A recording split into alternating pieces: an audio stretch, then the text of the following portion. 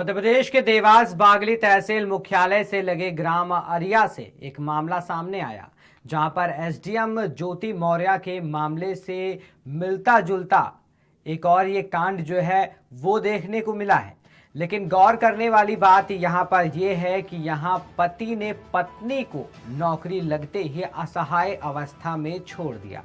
प्रेम प्रसंग के बाद में अपने माता पिता के साथ निवासरत ममता बाई के पूर्व पति के निधन के बाद पिता नगर के संपर्क में आई और दोनों में प्रेम संबंध हुआ और प्रेम संबंध के बाद में रिलेशनशिप हुई और उसके बाद दोनों लोग साथ साथ रहने लगे। वहीं जो पति था वो ग्रेजुएशन कर प्रतियोगी परीक्षा की तैयारी कर रहा था और कमजोर था आर्थिक स्थिति में, जिसके बाद युवती ने मतलब उसकी पत्नी ने मजदूरी कर मतलब लोगों के यहाँ पर बर्तन मांझ कर उसकी पढ़ाई में मदद करी और उसके बाद 2015 में दोनों ने कोर्ट मैरिज कर लिया। लगातार पति की सरकारी नौकरी के लिए अपने पूरे समर्पण से अलग अलग स्थानों पर युवती कार्य करती रही। 2019-20 में युवक ने कामयाबी मिली और रतलाम में कॉमर्शियल टैक्स अधिकारी के रूप में पोस्टिंग हो गई। सरकारी नौकरी मिलते ही पत्नी के लिए उसके सुर थोड़े बदले बदले दिखने लगे। वो युवक युवती के साथ ठीक से व्यवहार नहीं करता और आए दिन विवाद करते मायके छोड़ आता। 2021 में पत्नी को पति ने इस प्रकार छोड़कर जाने लगा और अभद्र व्यवहार की जो शिकायत थी वो भी बागली थाने पर करने के लिए पहुंची और पति को बुलाकर आपसी राजीनामा करके दोनों को साथ में रतलाम भेज दिया गया। लेकिन अफसर बने पति को ममता जो पत्नी थी उसकी वो काम वाली दिखने लगी। उसे वो मजदूर और बर्तन वाली के नाम से ताने मारकर लोगों के इसी प्रकार मिलता और लगभग कुछ दिन के बाद जो ज्योति मौर्य का केस था, कुछ मिलता जुलता केस उसके साथ वैसा ही घटा।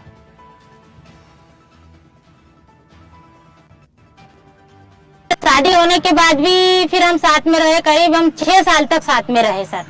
6 साल के बाद हम इंदौर आए। इंदौर में मैंने काम करा, लोगों के घर झाड़ू पोछा बर्तन करे, कपड़े धोए, काम कर कर इसको पढ़ाया। सन्मति स्कूल में भी मैंने काम कर करके झाड़ू पोछा बर्तन खाना भी बनाया और इसको पढ़ाया। मैंने अग्रवाल स्कूल में मैंने कंडक्टरी कर सरी, वहाँ भी इसको काम कर करके पढ़ाया लिखाया कि मेरे पति को मैं ऑफिसर बनाऊंगी करके सर। उसके बाद इसकी नौकरी लगने के बाद सर जैसे इनकी सेल्स टैक्स में जॉब हुई लग गए, उसके बाद ये मेरे को परेशान करने लगा। अनपढ़ है, गवार है, मैं नहीं रखूंगा तेरे को, तू बर्तन वाली बाई है, बर्तन मांजने वाली बाई है सर, ऐसा करके मेरे को बोलता है। ऐसा कर करके मेरे को परेशान करा। इसने कम से कम मेरे को इसने 1.5 साल तक परेशान करा सर। 1.5 साल के बाद ये मेरे को मेरे मायके भेजा। उसके बाद मेरे को बोलता है फोन लगा के कि मैं तेरे को नहीं रखूंगा, तू अनपढ़ है, गवार है, ढोर है, ये ऐसा करके मेरे को बोला सर। इसके बाद मैं बागली थाने में गई। बागली थाने में जब एसडीओ साहब थे, एसडीओ साहब ने मेरी मदद करी, हेल्प करी मेरी। फिर इसको बुलाया, फिर इन्होंने समझौता करा कि मैं इसको अच्छे से रखूंगा, ये करके और फिर मेरे को ले गए। ले जाने के बाद रतलाम ले गए। 4 महीने बाद फिर मेरे साथ मारपीट करने लगे कि मैं तेरे को नहीं रखूंगा। उसके बाद इन्होंने बोला कि चल तेरे को मैं तेरे मामा घर छोड़ूंगा। मेरे मम्मी के मामा रहते हैं वहाँ पे, मम्मी के मामा के घर छोड़ा। बोले कि 2 दिन तेरे मामा घर रह लेना तू, मेरा काम है थोड़ा जोबट में, तो मैं काम निपटा के आता हूँ, उसके बाद अपन दोनों मियाँ बीवी साथ में चलेंगे।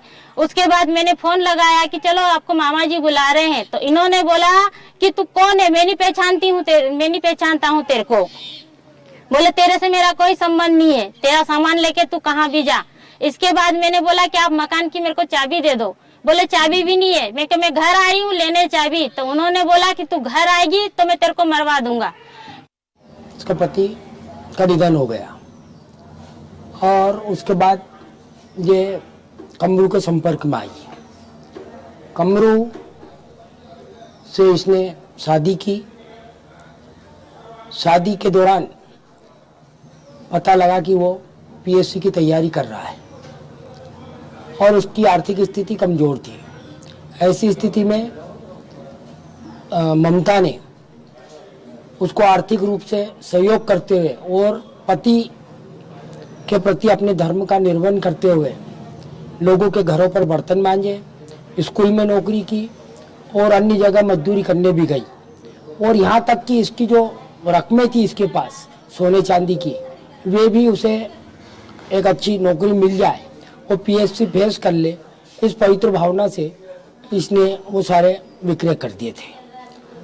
और जब वो सक्सेस हो गया, उसकी नौकरी लग गई रतलाम में, उसके बाद उसके मन में बदयांती आ गई और इसके प्रति अनदेखी करने लगा और एक दूसरी महिला से उसने शादी कर ली और इसको भगा दिया। तब विवश होकर इसने जगह जगह आवेदन पत्र भी दिए, किंतु कोई निराकरण नहीं हुआ। अंततः ये न्यायालय की शरण में गई और न्यायालय में घरेलू हिंसा से संबंधित जो अपराध है उस संबंध में इसने परिवार फाइल की माननीय JMFC कोर्ट बागली में। अब वहाँ अंतरिम भरण पोषण का आवेदन पत्र भी था जो न्यायालय ने स्वीकार किया और करीब 2,40,000 रुपये पति पर बकाया हो चुके हैं, किंतु मात्र 15,000 रुपये उसने अदा किए हैं, शेष राशि आज तक लेना बाकी है।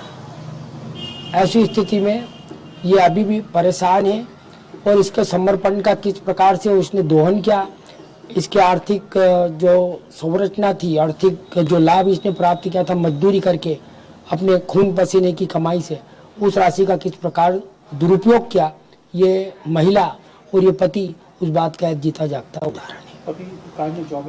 पति सेल्टेक्स में है और रतलाम में पदस्थ है। शादी होने के बाद भी फिर हम साथ